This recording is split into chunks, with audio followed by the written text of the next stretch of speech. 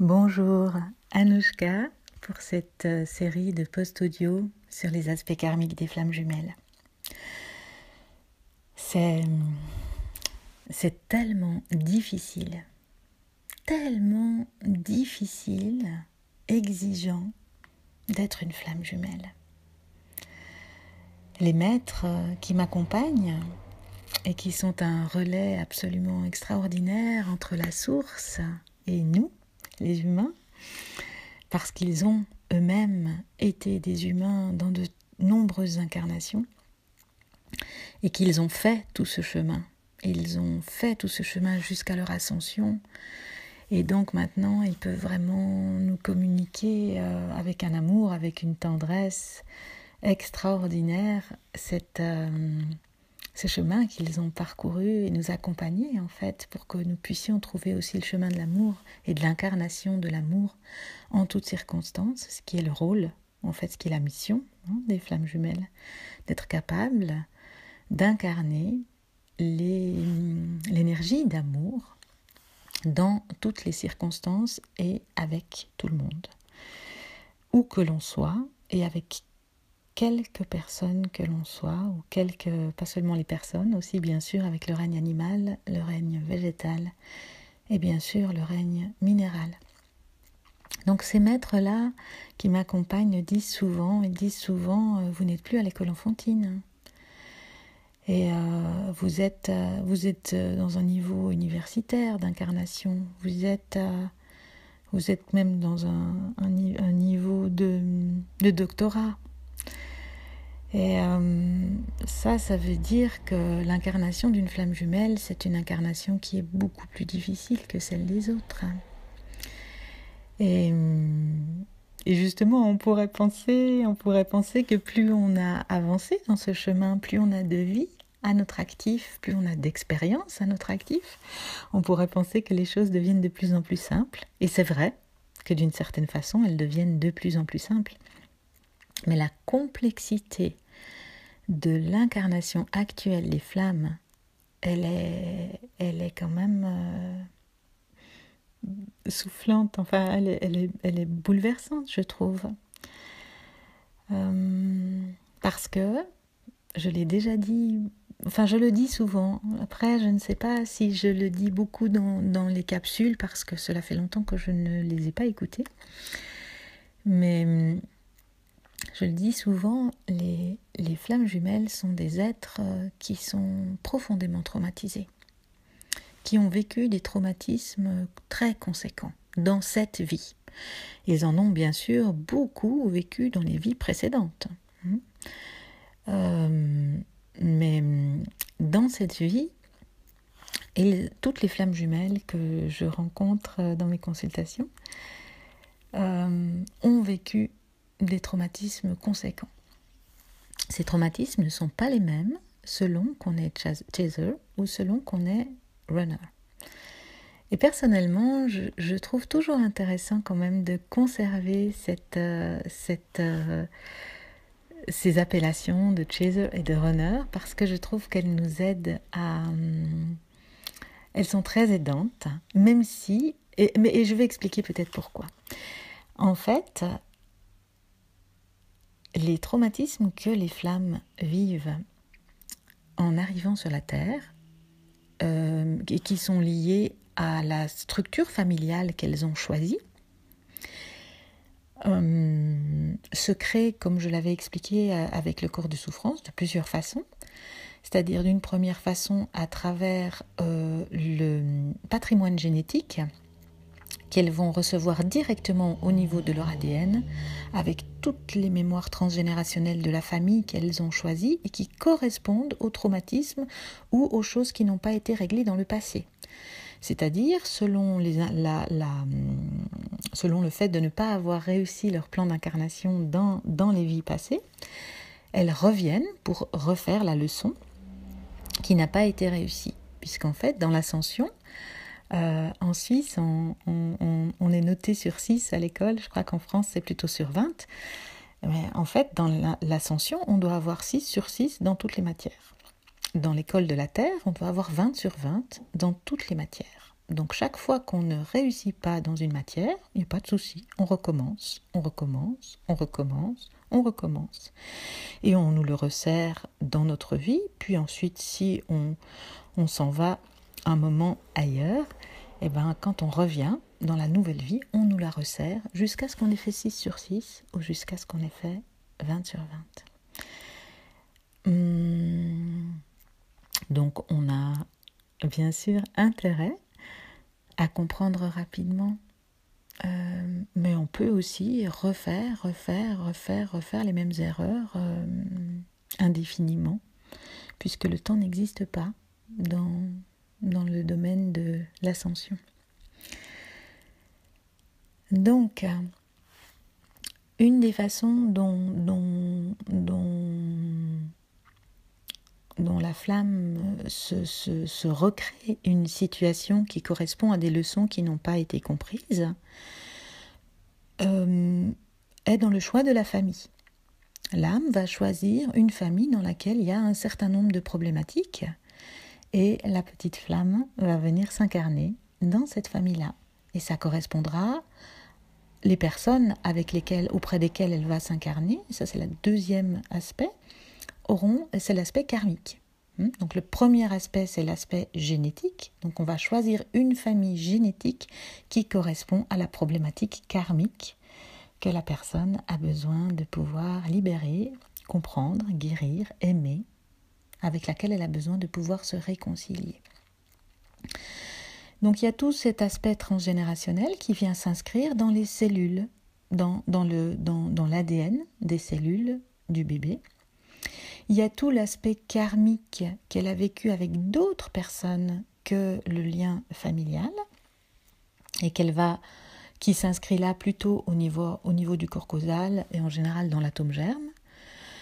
Et là, tout ça va faire que durant sa vie, la petite flamme va rencontrer un certain nombre de personnes pour pouvoir revivre les situations qu'elle a besoin de revivre pour pouvoir les régler, les aimer, les réconcilier. Et pour l'instant, je pense que c'est déjà les deux aspects les plus importants. Puisqu'en fait, en général, la flamme va s'incarner dans une famille dans laquelle elle va vivre certains traumatismes. Et on voit bien, dans les consultations par exemple, c'est flagrant, que les traumatismes vécus par les chasers ne sont pas les mêmes que les traumatismes vécus par les runners, mais que finalement, que ce soit d'un côté ou de l'autre, ce qui se passe, c'est que ce sont ces traumatismes-là qui vont polariser la personne. C'est-à-dire qu'en fonction du traumatisme que la personne va vivre dans sa toute petite enfance ou dans les premières années et dans la structure familiale et puis scolaire, et puis aussi, ça peut aussi être au niveau du pays dans lequel on est là. Oui, l'aspect dont je n'ai pas parlé, c'est l'inconscient collectif. Il y a tout l'aspect aussi de l'inconscient collectif et des a priori de l'inconscient collectif de l'époque qui viennent se mêler en fait à tout ça et qui complexifient la donne. Donc, la flamme vient s'incarner dans un endroit. Selon ce qu'elle va vivre, elle va se polariser plutôt côté runner ou elle va se polariser plutôt côté chaser.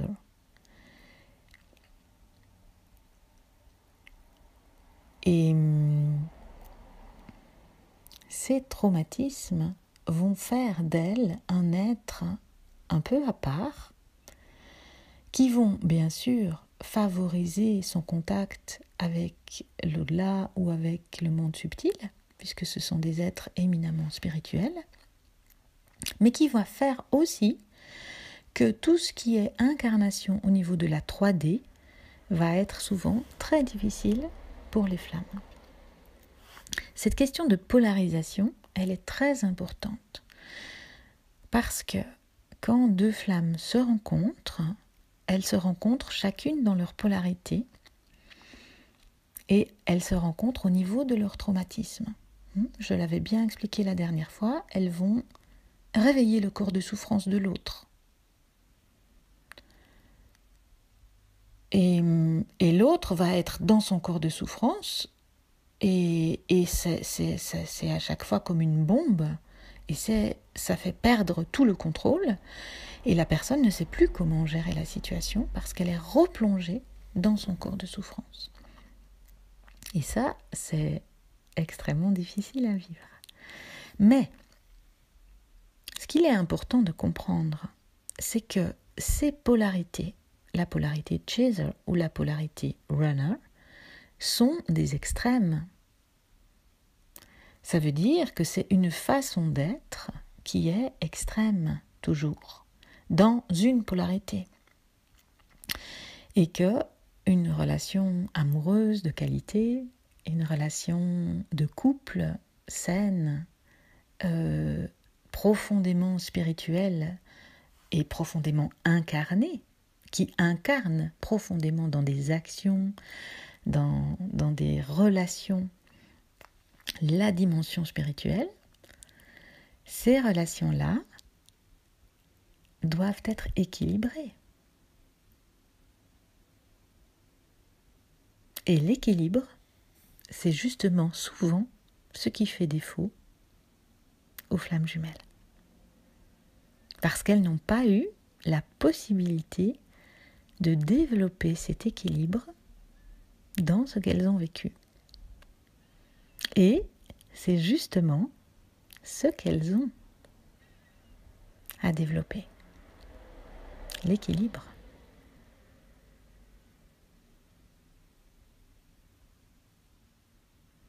L'équilibre. Les relations équilibrées. Et ça, bien sûr, ça nécessite de guérir les traumatismes, c'est indispensable. Mais ça va faire aussi qu'il va devenir indispensable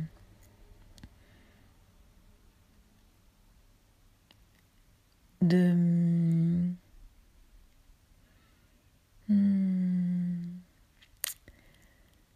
harmoniser les polarités à l'intérieur de soi.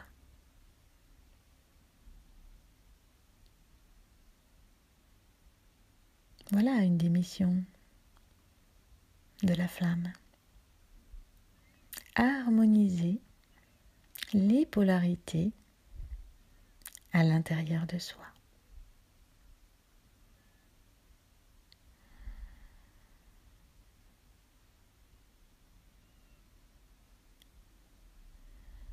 Pour retrouver l'équilibre. Et là où la leçon est vraiment difficile, en ce qui concerne les flammes jumelles, bien sûr que ce travail est le travail de tous les êtres humains. Mais les flammes jumelles ont choisi des équations complexes, extrêmement complexes, alors qu'elles adorent ce qui est simple. Et ça, cela demande de pouvoir rester à l'intérieur de soi, complètement à l'intérieur de soi et dans le corps physique, dans chacun des corps et particulièrement dans le corps physique.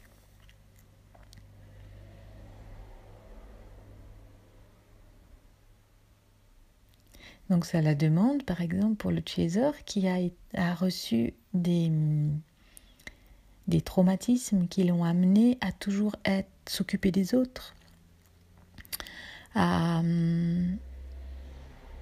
faire le premier pas, à ne pas s'écouter, à ne pas se consoler, à faire semblant qu'il n'a pas de problème et à être toujours disponible pour l'extérieur, à revenir, s'occuper de lui, s'occuper d'elle, faire preuve d'amour pour lui, faire preuve d'amour pour elle, et rester dans le corps. Pour toutes les deux flammes jumelles, les sorties du corps sont pas permanentes, mais chaque fois que les flammes sont dans une situation qui qui les terrorise, et cela arrive souvent, même si bien sûr c'est de moins en moins souvent, elle sort du corps. Et donc elle se coupe d'elle-même, elle se coupe de la source. Et tout le travail consiste à revenir dedans, revenir dans le corps, revenir en contact avec tout ça et rester aligné à la source.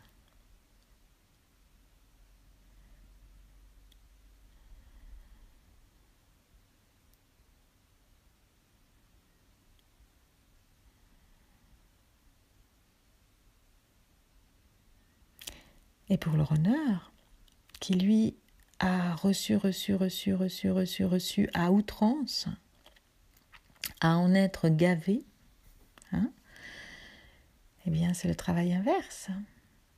Le runner doit pouvoir apprendre à aller vers l'autre sans qu'on lui ait demandé de venir, sans qu'on ait fait un signe pour qu'il vienne.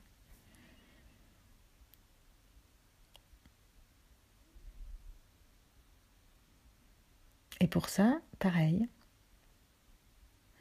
il doit développer certains aspects qu'il n'a pas pu développer parce qu'en fait, il s'est développé d'une façon polarisée, c'est-à-dire déséquilibrée.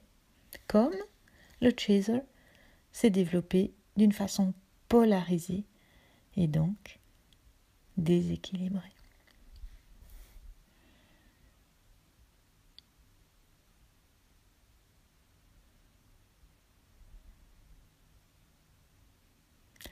Donc je crois que le mot équilibre est le mot de la journée pour cette capsule.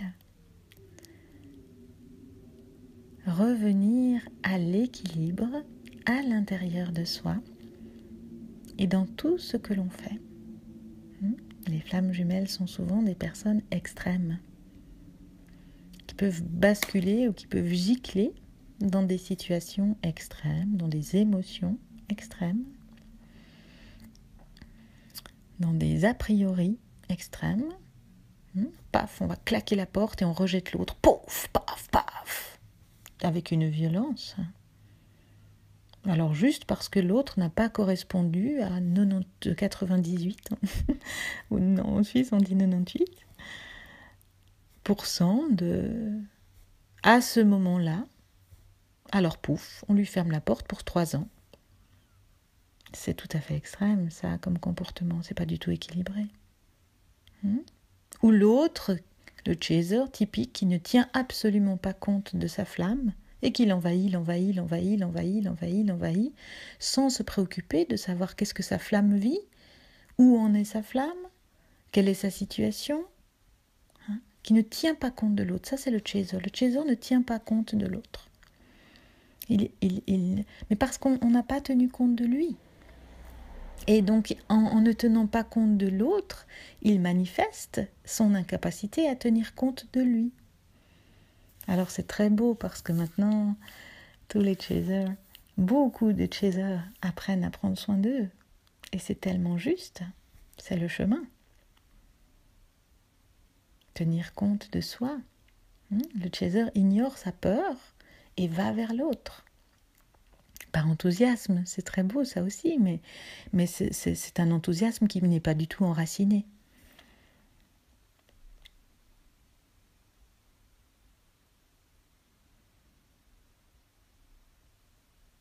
Donc ces comportements-là, qui ont été polarisés, eh bien, il s'agit d'être comme sur le dos d'un cheval et on n'a plus de rêne, on n'a plus de selle, on n'a plus rien.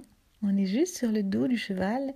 Et comment je vais faire pour faire comprendre à ce cheval que c'est le moment de s'arrêter, ou d'aller à gauche, ou d'aller à droite? Comment m'unir en fait avec ma monture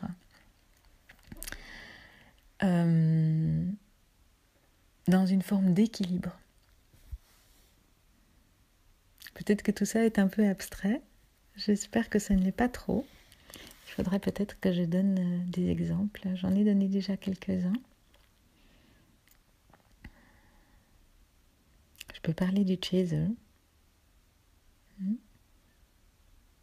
Chaser a vraiment besoin de pouvoir garder confiance, ce qui est très difficile. Le phénomène de la confiance est très difficile et chez le chaser et chez le runner. Parce que la confiance a été trahie dès le départ.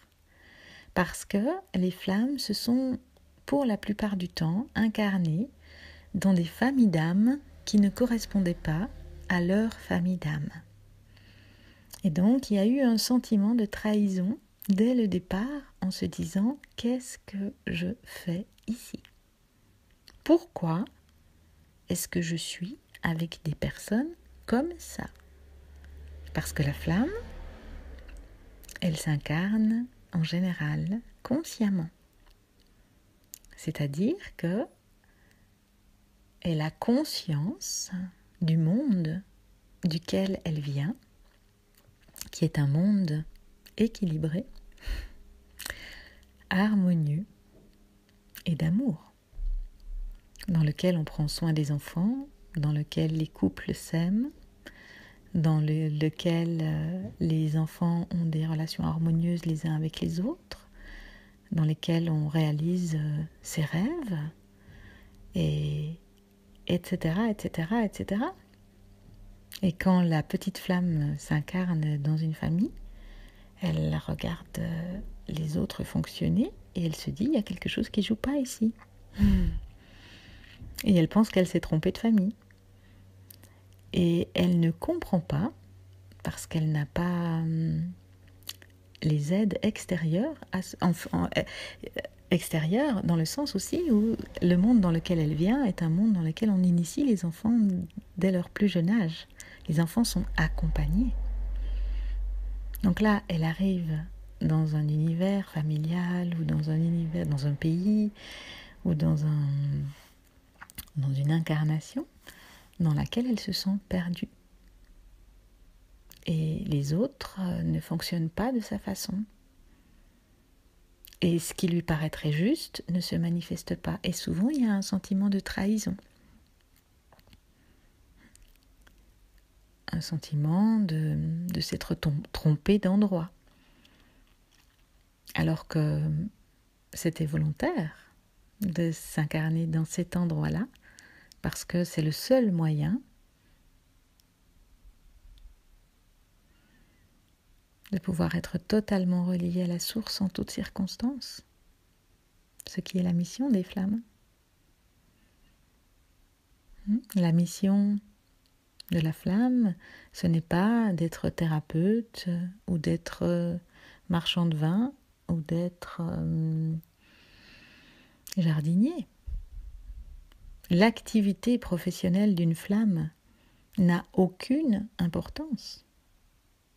Qu'elle fasse que ce qui lui plaît, au final. Mais ça n'a aucune importance. Ce n'est pas l'activité choisie qui est la mission.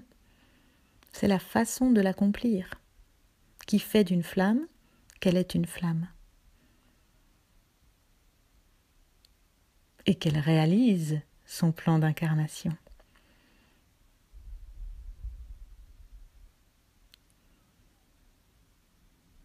C'est la façon dont une flamme se comporte qui compte.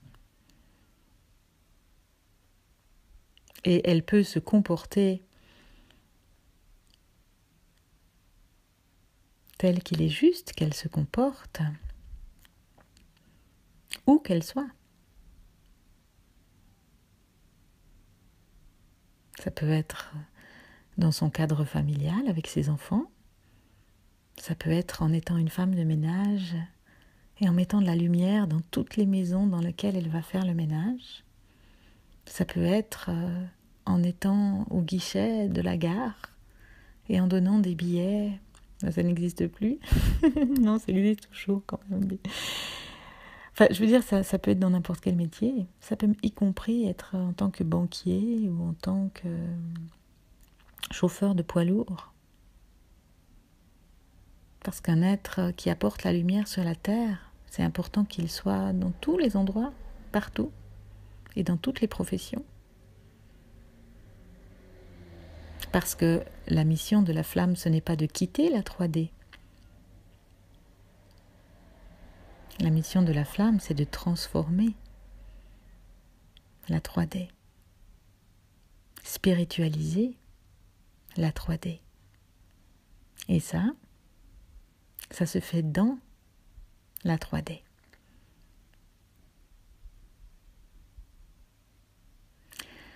Donc voilà, des choses qui avaient besoin d'être posées aujourd'hui, beaucoup sur le plan vibratoire. Les maîtres le disent aussi souvent. Et il y a les paroles dans un post comme celui-là, mais il y a toute l'information vibratoire.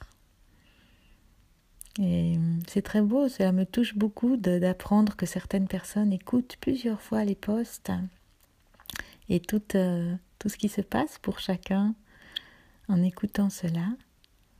Cela me fait très plaisir parce que mon travail, c'est aussi de relier l'espace entre les maîtres et la source et ceux qui écoutent et qui ont besoin de ces informations. Donc, beaucoup d'informations sur le plan vibratoire qui ont passé en dehors des mots qui ont été prononcés, mais aussi des informations à travers les mots. Et pour aujourd'hui, cette question de l'équilibre. Et cette question de comprendre que les flammes jumelles sont des êtres traumatisés. Vraiment, profondément. Des êtres qui ont vraiment besoin de prendre soin d'eux. Et que c'est prioritaire de prendre soin de soi en ce moment, c'est prioritaire au fait de retrouver la flamme. Bien sûr, chacun voudrait retrouver sa flamme. Cela fait si longtemps que chacun attend et que chacun espère. Mais c'est prioritaire de retrouver d'abord l'équilibre en soi, quelle que soit la polarité dans laquelle on s'est incarné, que ce soit la polarité runner ou que ce soit la polarité chaser, d'abord vraiment retrouver cet équilibre, c'est-à-dire d'avoir la capacité à avoir les deux comportements et de pouvoir avoir la capacité de vivre d'une façon très équilibrée dans son quotidien et auprès des autres, et de pouvoir faire face à des comportements inadéquats, des comportements aussi parfois ignobles ou des comportements chouettes et agréables, de pouvoir faire face en fait à toute cette palette de comportements autour de soi tout en restant stable, tout en restant aligné, tout en restant équilibré. Ce qui n'est pas facile quand on est une flamme, parce que, je vous l'ai dit, le corps de souffrance des flammes est très, très, très aigu. Et donc la flamme, elle est vite en contact avec son corps de souffrance. Et ce n'est pas une mauvaise chose d'être en contact avec son corps de souffrance. Ce n'est pas quelque chose à bannir.